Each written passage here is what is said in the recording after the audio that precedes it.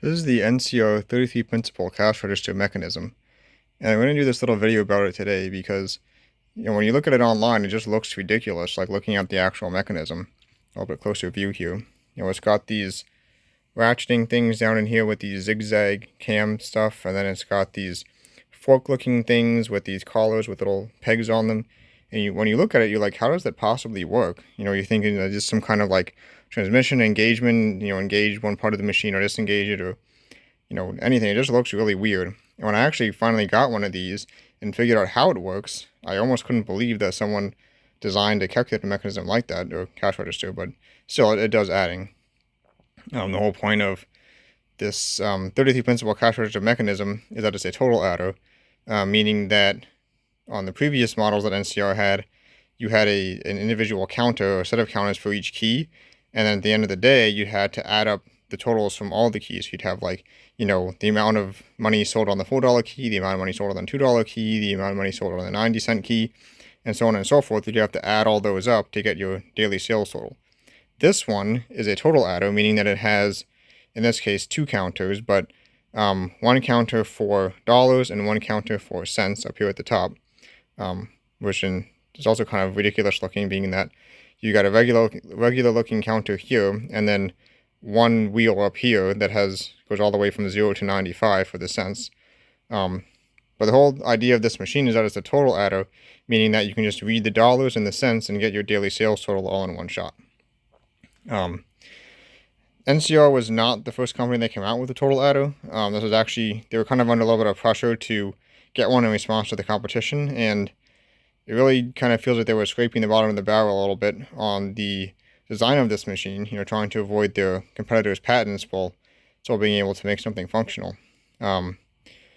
So as far as the machine operates, just a regular cash register, you can push, one key, and you get your cents amount added to the cents there. You can push multiple keys, so I get this all in one shot, and it adds the cents and then adds the dollars. So we had a carry from the cents to the dollars there. And if you've been watching, each time you press a key, one or more of these cams advance. So if I push the 5 key, you'll notice that this cam has advanced. And every time it advances, this fork moves back and forth. And don't mind the fact that there's tape on this. I have to put a replacement key check in here. I have it, I just haven't put it in yet. I have a replacement key ring as well, but that's why there's tape on just that one.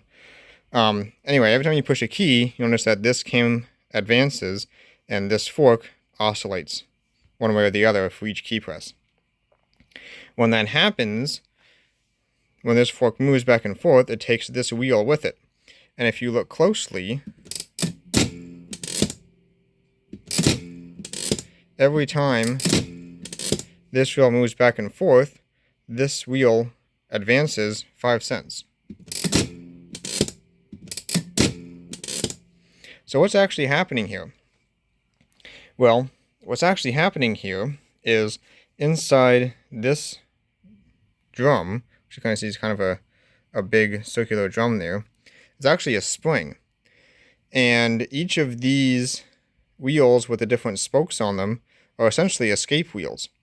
And then these pieces here on the brass discs are I want to call it the escape pallets.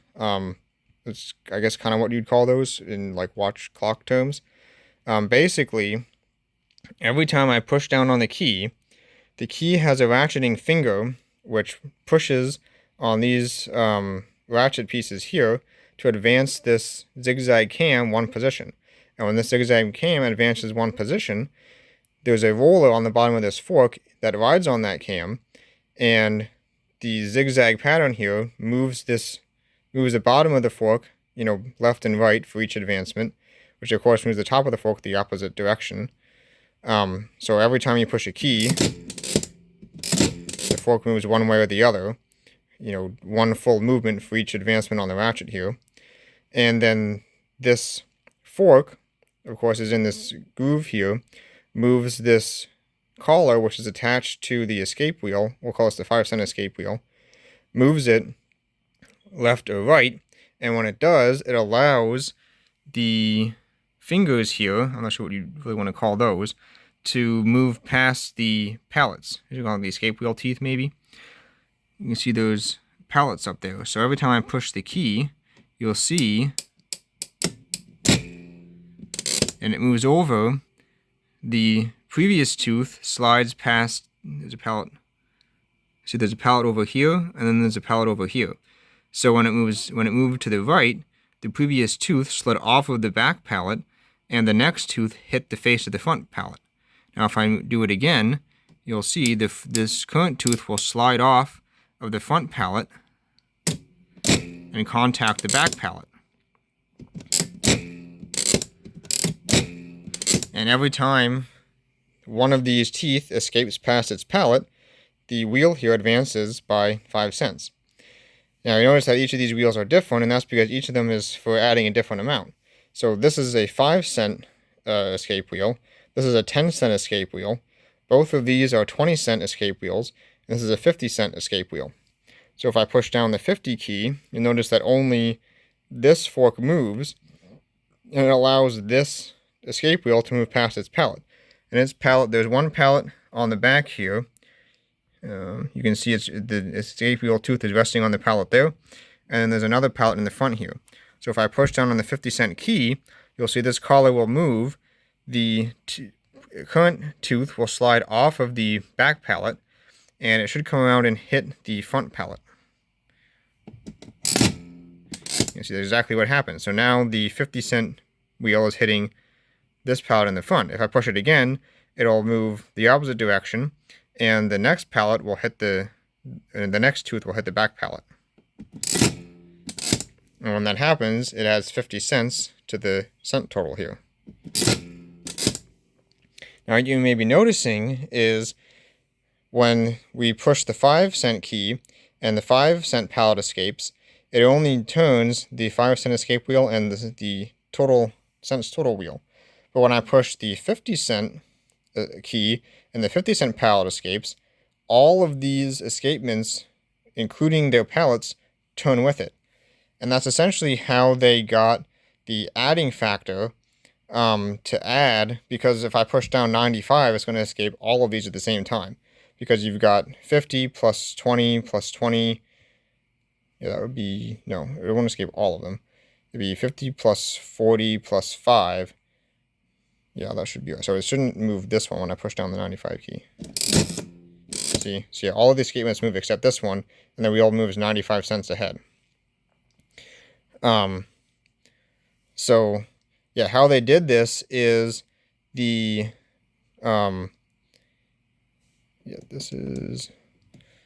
pallets are basically keyed. You see there's a key down in there. So this is keyed to this. So let's see, which way is it? Yeah, so this collar is keyed to this shaft. This collar is this piece is keyed to a brass piece down there, which turns on the shaft. Actually, this one doesn't. This one does turn on the shaft. So I should be able to turn these somewhat independently. You can kind of, yeah, you can kind of see that there. See, I'm holding the 10 pallet wheel steady, but I'm able to turn the 5 cent wheel a little bit. So basically, this escape wheel is keyed to this disc, which has the pallets for the next escapement on it. So if I escape multiple times, what's going to happen is only this last one is actually keyed to the shaft, which is driven under spring pressure. So the shaft is going to attempt to turn under spring pressure. This is going to turn first until it hits the first escapement. Then that whole escapement is going to turn until it hits, or should I say, this is going to turn until it hits its first pallet. Then this whole escapement disc, or this whole pallet disc with the escapements on it, is going to turn until the next escapement is hit. And then so on and so on and so on all the way down the line. So theoretically, if there was a key that would escape all of these at the same time, I mean, the 95 key is pretty close. It escapes all but the 10's escapement. Well, let's just say there was one that would move all of these forks at the same time. This wheel is going to turn until the 5 cent escape tooth hits the 5 cent pallet. Then this whole assembly, including the 5-cent escape disc here, or whatever you want to call these brass discs, this whole thing is going to turn until the 10-cent tooth hits the 10-cent pallet. Then this whole thing combined is going to turn until the first 20-cent tooth hits the 20-cent pallet. Then this whole thing again is going to turn until the next 20-cent tooth hits the 20-cent pallet. And then this whole section of the shaft is going to turn until the 50-cent tooth hits its pallet. So see if I push the 10-cent key, you'll see this wheel will not escape, but the whole wheel with the pallets on it is going to turn until the 10-cent pallet is hit. So you'll see this whole brass disc. You can kind of, if you watch the pins here, the other side of the pallet there, you'll see this whole disc is turning, even though this escapement is not actuating. So, I mean, let me say it this way. This disc is turning, even though its pallet is not actuating. And that's able to happen because its whole pallet disc is turning until it hits the next escapement. And the same thing, if I hit the 50-cent key again, you'll watch all of these pallet discs are going to turn. So you see these pallets are jumping forward, jumping up, jumping forward. Because all of these pallets are independent of the shaft. The only thing pinned to the shaft is this. So the shaft wants to drive this forward as far as it can, and it just stacks up against the pallets all the way through until, a stop is hit on every single escapement. And basically the same thing is true of the dollar side. The only difference being that instead of there's being a digit wheel here pinned to the shaft, this gear here is pinned to the shaft, and this drives down through this gear into the dollars mechanism. So right now I've got $9. If I push $5, it's going to trip this escapement, which is then going to allow the shaft to spin far enough to add $5 to the dollars register. You'll see that's exactly what happens. So yeah, very interesting design. I don't think I've ever really worked on a calculator mechanism that was totally spring driven like this, where the actual actuation of the adder is totally independent of either a crank or the driving of the key. The driving of the key only winds up a spring and then actuates an escapement, and then the actual adding is totally done under spring power. And as far as how the spring power works, you'll see this piece back here is the winding mechanism. So every time I push a key, this is going to make one oscillation up, which will drive each of these ratchet wheels one position forward. So now you'll notice that in this case, only the sense side is actually clicking ahead.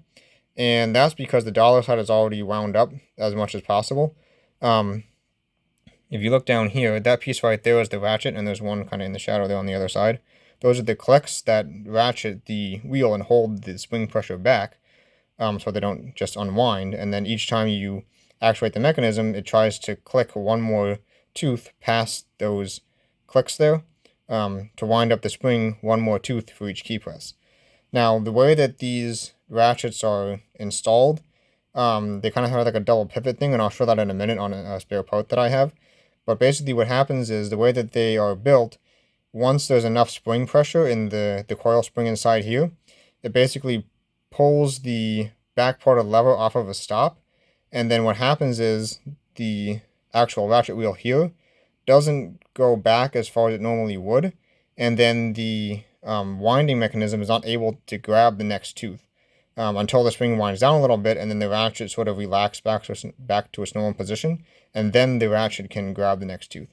So if you look down there, I'm not sure if you can be able to tell, but the sense side, the ratchet tooth is extended farther than the dollar side. That's because on the sense side, it's grabbed the next tooth and is able to wind it up. But on the dollar side, this ratchet has moved forward a little bit, so the resting position of the ratchet wheel is advanced a little bit, such that in the resting state of the ratcheting mechanism here, it's not able to grab the next tooth, and that's just to prevent overwinding of the spring. So if I push $5 a bunch of times, eventually you'll see that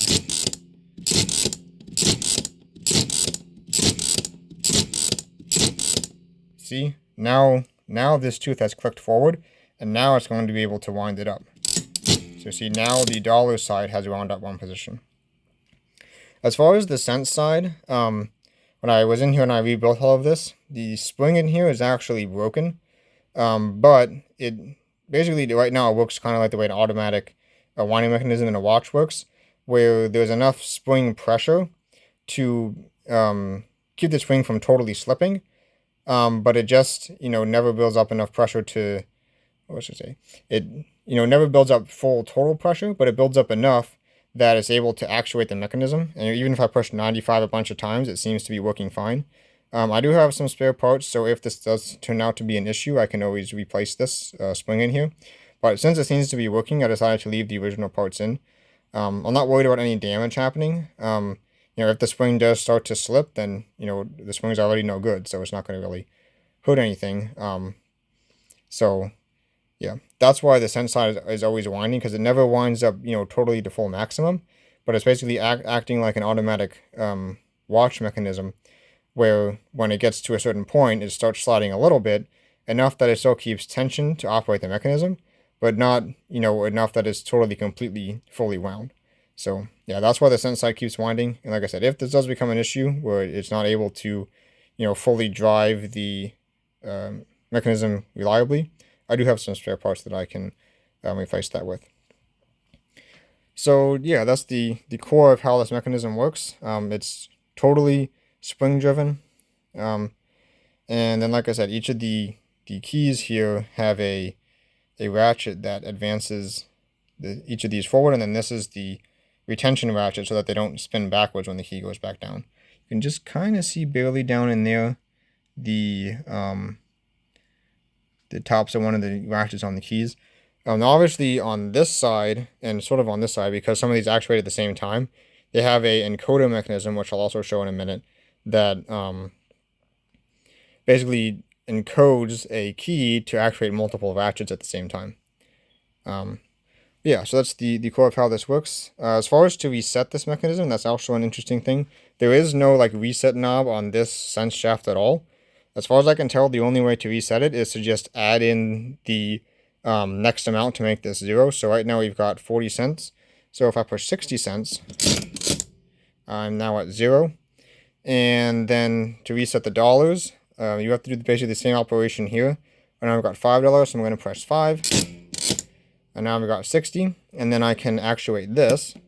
And you'll see that the mechanism drops down a little bit. Then I have this knob that I can pull out. And then I'm going to turn this way until it gets to 0. Then push this back in. Then push this up. And then I've reset my dollars out of there. Yeah, so I think I've explained this pretty much as I can with this assembled. We're going to take a look at some of the spare part mechanisms that I have. And also for the no sale key, all it does is actuate this little counter in the front here, which also does not reset. So this key just pulls down on this little ratchet thing here. She just advances that wheel one position.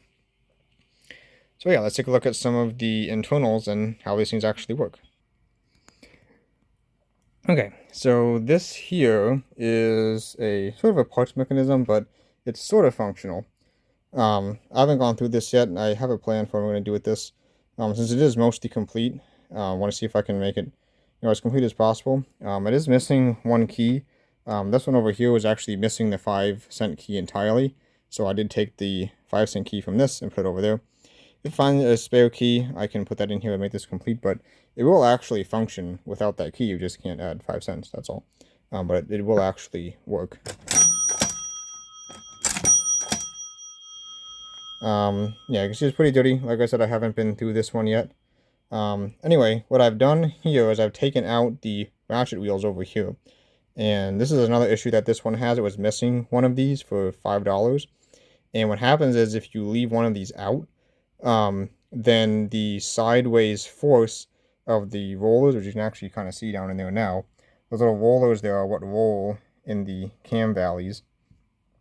If you are missing one of these wheels, then the sideways force of the rotating wheel trying to push that cam roller one way or the other is enough to move all the cams themselves instead of moving the shift fork, because with that wheel missing, then there's like a big empty space in the shaft here, so there's nothing to keep the wheels in position, and the wheels themselves just move side to side, and then nothing gets actually added. So yeah, that was one of the issues with this. Kind of the reason why it ended up being parts. Although I did end up finding more parts later. But anyway, so I've taken these out, and then you can see if I actuate that cam, or that shift fork rather, it actuates the escapement and adds. And if I do this enough times, the spring will eventually run down. I could do it faster on the 5-cent key, but what happens is, if you move this too far, it actually moves off the escapement entirely, and then everything gets released at once, which I don't want to do. It can damage things that way. Something else you can see now, I can actually move this by hand. That's just the spring tension that's left in there. You can see it's getting slower and slower. And there's a little bit left in there yet. Now I can probably actuate this one. Ooh, maybe it won't move that far. Well, almost. On this one over here, I discovered that, not dangerously, but when I was taking it apart, I discovered that it actually moved farther. I wish you can kind of see that. Can you? I think.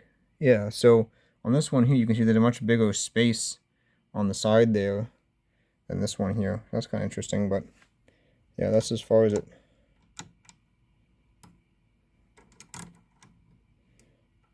it'll go, which is not.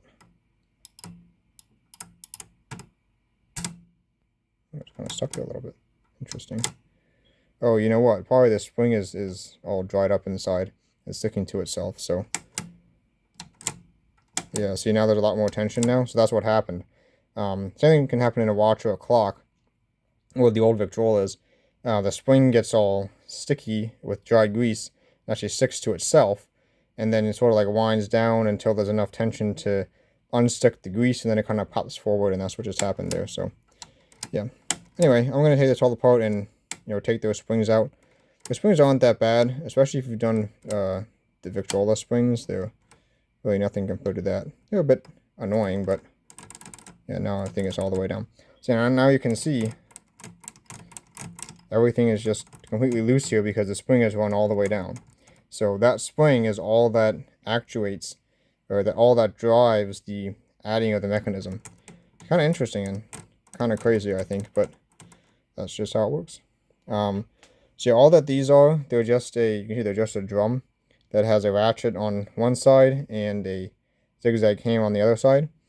And if you look down in here, you can see these are the retention ratchets. So these hold the wheel in place from going backwards when the key is dropping back down. And then down here, you can see there's 1, 2, 3, 4 actuation ratchets, or whatever you want to call them. Now, the two on this side are directly attached to the key. So this is a 5 position advancement for the $5. This is 2, 2, and 1. So, well, how that actually works is when you push the $5 key, it trips to this one, and that adds $5 directly. When you push the $4 key, it trips this one, or this one, and this one, which adds $2 in parallel, basically. And how that works is, and I'll show this in a minute, but there's a series of encoders that, you can kind of see the tops and down there, these rods that go back. So those go back and then across and then down and join up in the front here on the other side. And those they're basically encoders. They have different gaps cut into them so that some keys actuate them and some keys don't. And like I said, I'll show that in a minute. Yeah, I guess I can move on to that next. Yeah, basically, so now that if I push a key here, you see it's moving a little bit because it's now wanting the spring up to, looks like it got where it wanted to be. Now it's against the escapements again. You see it doesn't take that long to build the spring pressure back up. Obviously, it's not fully wound yet, but it's wound enough to to drive it forward. So yeah, like I said, even on this one that has the broken spring, I pushed the 95 key multiple times, and it seemed like it was, winding itself up enough to keep itself wound that, it wasn't going to get to a point where, eventually it would kind of run out of steam and not be able to keep adding if you kept pushing 95. It seemed like it was doing pretty well. So, like I said, just have to see how it goes with that. Like I said, I do have parts here if I need that, or I do have parts here, which we'll show in a minute.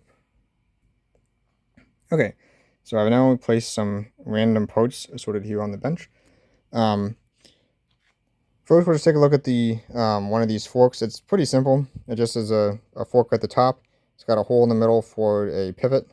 Focus.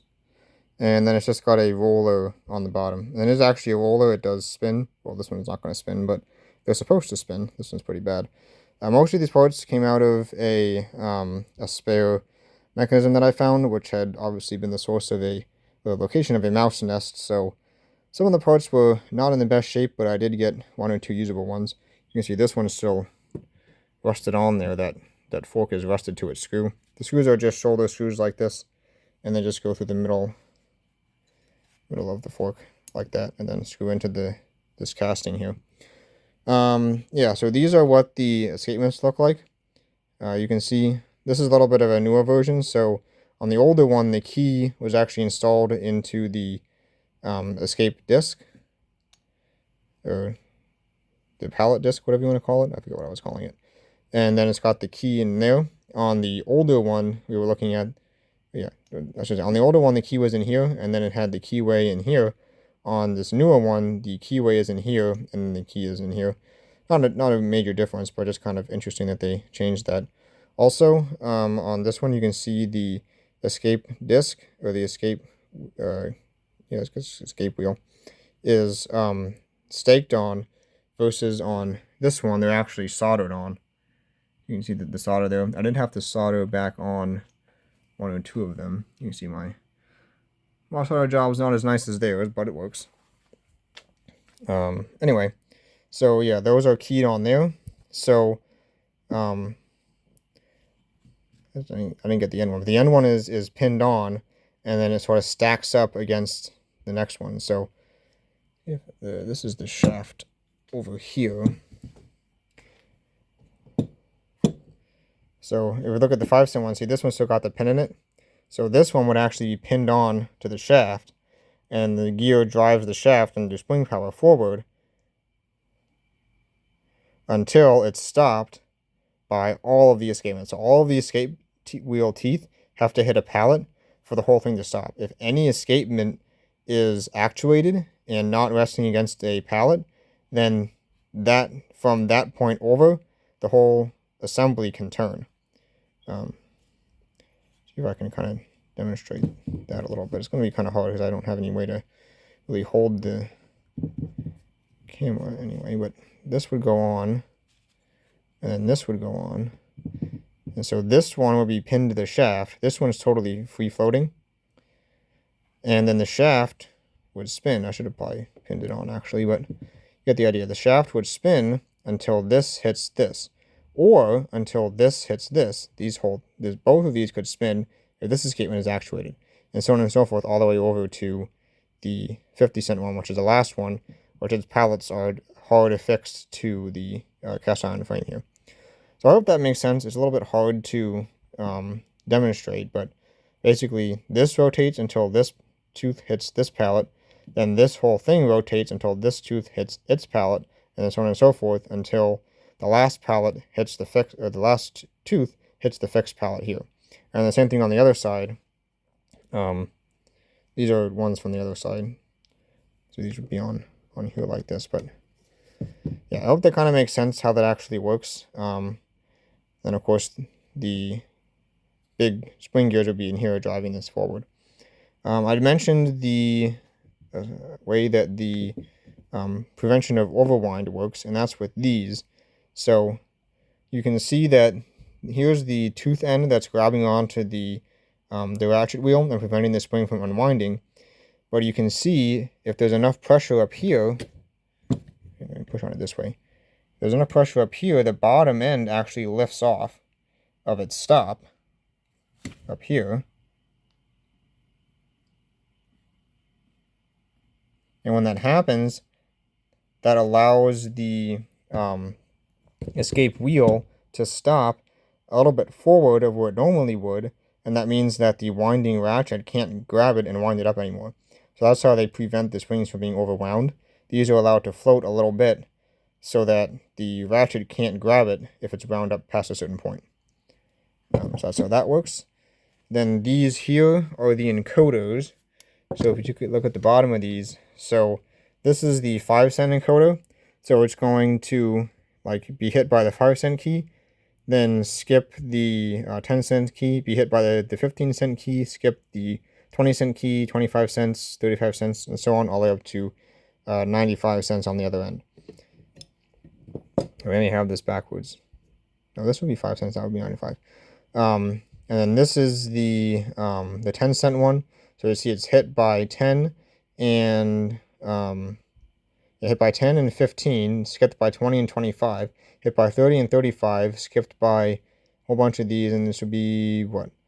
Probably 70 and 75, and then yeah, this would be, I'm not sure what that would be. It wouldn't be hit by 80. But anyway, you get the idea. It's it selects which ones it's going to hit. Yeah, and it's not hit by 90 and 95, so this would be 80, 85. That doesn't make any sense. Anyway, you get the idea. It selects which key it's going to hit, so like 10, 15, 30, 35. Yeah, this would be, so it skips over 40 and 45. Yeah, it could be 50 and 55, and then 70 and 75. That would make sense. Yeah, anyway, so this is the 10-cent one. This is a 20-cent one, and there's another 20-cent one, and then the 50-cent one, which, everything above 50 gets hit by the 50-cent one. I have these in the right way. So yeah, this would be the last key over here. It would be 95. So I would hit 5, 20, 20, and 50 to get your 95. And then these ones over here are the dollars ones. So this is the $1 one, which you can see it hits on $1 and $3. And this is the $2 one, which hits on $2 and $4. And it hit on $3 too. Yeah, it hit on $2, $3, and $4. And then $5 has its own separate escapement. Yeah, I also put this over here too. This is the dollars adder section. Again, this is a little bit of a newer design. You'll see on this one we actually have two levers. We have this one over here that unlatches it, and this one over here relatches it. This over here only has one lever. It's a little bit of an enhanced design. So one lever will unlatch it, which it's not going to unlatch because it's a little bit sticky, but pushing that back up then will relatch it. So they just removed both two levers. They just have one lever that does both things. So that unlatches it and then relatches it. Yeah, so basically how this works is when you unlatch it, this will drop down, oh, there it goes, far enough to disengage from the teeth of these, or disengage from the Maltese cross sections, so that the wheels can move. So if I pull this out, you'll see that they move now. They're free. It should be up a little bit further because it kind of relies on the carry teeth hitting here to stop it. So when this gets back to, it's going to be inconvenient, but it's a little bit sticky, so it's kind of hard to demonstrate with this one, but you kind of get the idea. On this shaft, there is 3 pins, and then each of these wheels has a keyway cutout in them. So when the shaft is over in this position, the pins miss the wheels. When it's over in this position, the pins engage with the wheels. And actually, I don't think they're engaging quite correctly. Yeah.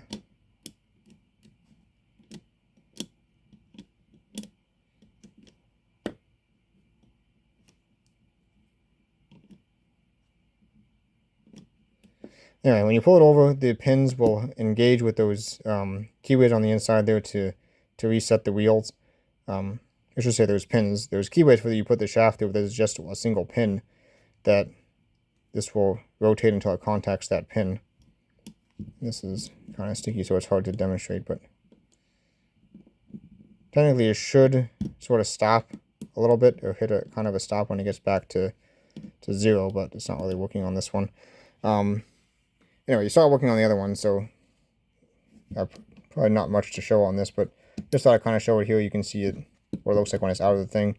The weird part of this is the friction stops that they have. So on this one, you can kind of see inside the, let's kind of talk, inside the wheel there, those little fingers there.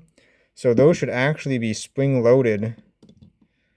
I don't think they're really working on this one, but they should actually be spring-loaded against the inside of the wheel to provide some friction.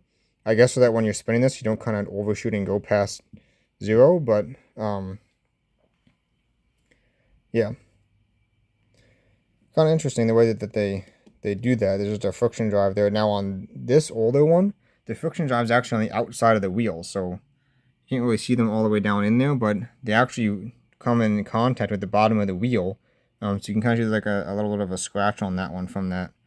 Kind of a weird design, especially on this one, that they contact the outside, and they're essentially like, wearing on the surface that you're trying to read. But yeah, definitely interesting. Lots of interesting design choices on this mechanism. Yeah, last thing here to show is these. I found a lot of these broken ones. Like the actual side wall of the cam has like broken out. See, this one, which is not rusty, actually came from this machine originally. It was over here somewhere, and so obviously I had to replace that because it's, broken out. So when the wheel gets rotated to where the cam should be following this part, it just doesn't add anything through that whole rotation of the wheel until it gets back into the part that has it. So yeah, I don't know if that's like a design flaw or, these ones were just had manufacturing defects or what. Yeah, so a couple of these were broken, and then, like I said, on that other spare mechanism, one of these is missing entirely, so I don't know if it broke and someone just took it out. I'm not really sure why you would do that, because when you take it out, then you can't add anything on that whole side of the machine. At least with it in there, it'll still add on the other keys, but yeah. Not sure what causes that, but since I found several of them like that, I thought I would kind of show that as well. So, now you may be asking yourself, after learning how this all works, what happens if somebody wants a cash register with a $10 key? Could NCR enhance this mechanism or add a feature to this mechanism to make it, add $10? You might think not, but as we'll see in a minute, they did have a kind of solution. And this was that kind of solution. So what this actually is, this is an NCR Model 63, and what this actually is this half of the machine, well, more than half, this 3/4 of the machine is an 35 principal mechanism, or 33 principal mechanism rather. So the same as what that is, basically copy that, put it here, because I got the covers on this one still. And then this section over here is a detail adder. So if you look closely at here, this is what I was mentioning where it's kind of hard to see, but inside there, each of these is a counter. So you've got a counter for $10, charge, paid out, received on account. And you've got counters down here too. So you can kind of see in there, 0, 3, I can't read that one. But basically, every time you push the key, which I can't, oops, be careful of that. That's my replaced or redone key check that just fell out there. Let me see if I can get this to work. Okay, let's try that again. When I got this, the glass, of course, was all smashed, so there's a couple pieces of glass that are stuck down inside there that I'll have to get out when I take this apart, but for now I kind of just jiggle them around, and yeah, so if I push the $10 key, you'll watch, this will increase by 1, and by 1 position now it says $10. So every time this wheel goes around, which I'm not sure how many positions there are on this wheel, but every time this goes around once, it'll increase this one by 1, which you can't really see because it's pretty dirty.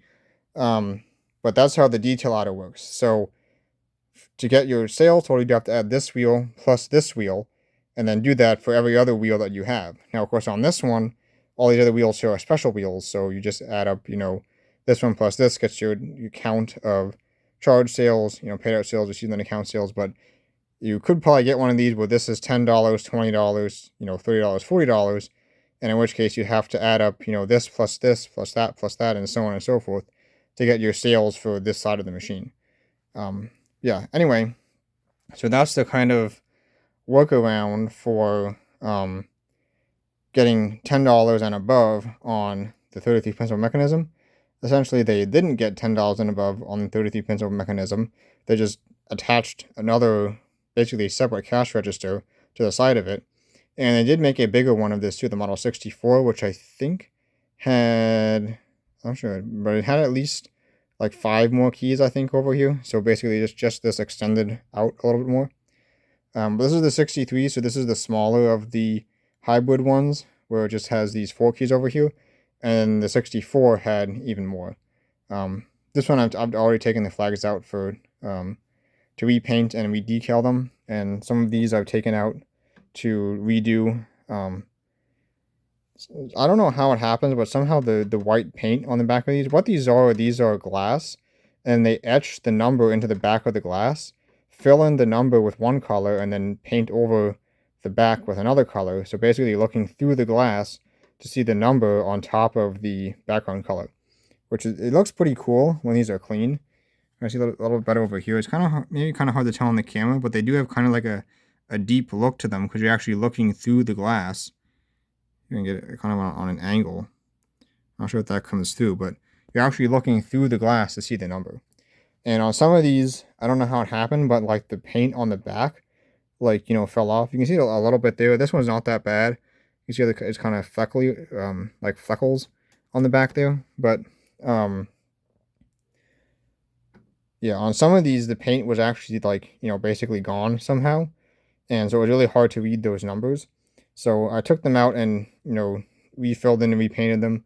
Of course, that one got a crack in it, unfortunately, but it's not going to be any problem, I don't think. These old style have a different font than the later ones, so it's not that easy to find them. See, on this one here, you can actually, it's kind of like a wax. And then you can actually see the impression of the etched in numbers there on that wax. So I got to put the key rings back on there, make sure these are straight, and put the key rings back on so I don't lose those. Yeah, basically same idea that I did here.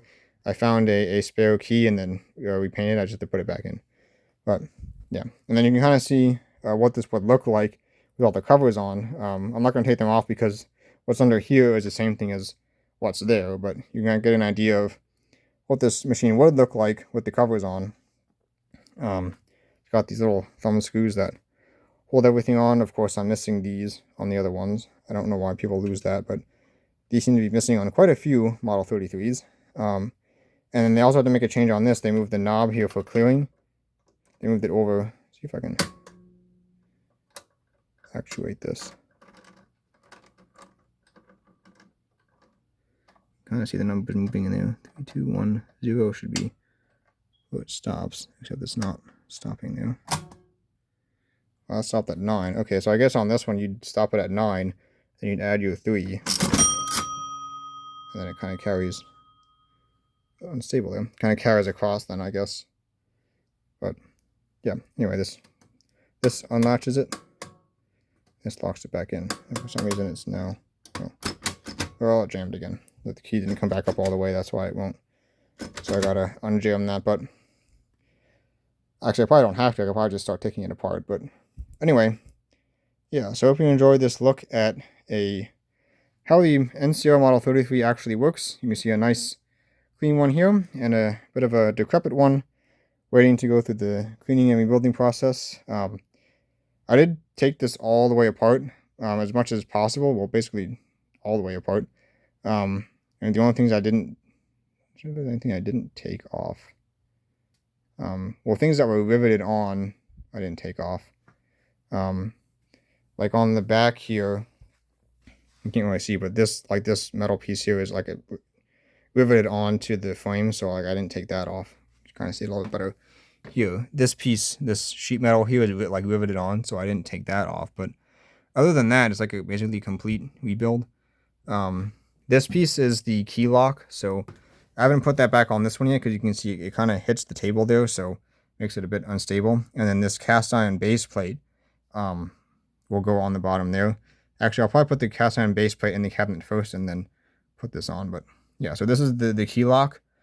So when the drawer is out, this swings in and locks any keys from being actuated. So you can't, the clerk can't leave the drawer open all the time. They have to close it, and then they can register the next purchase. And then this piece here is the drawer latch. So that just has a pin that goes down and locks in the drawer. Yeah. Anyway, I hope you enjoyed this little look at a NCR 33 principal mechanism.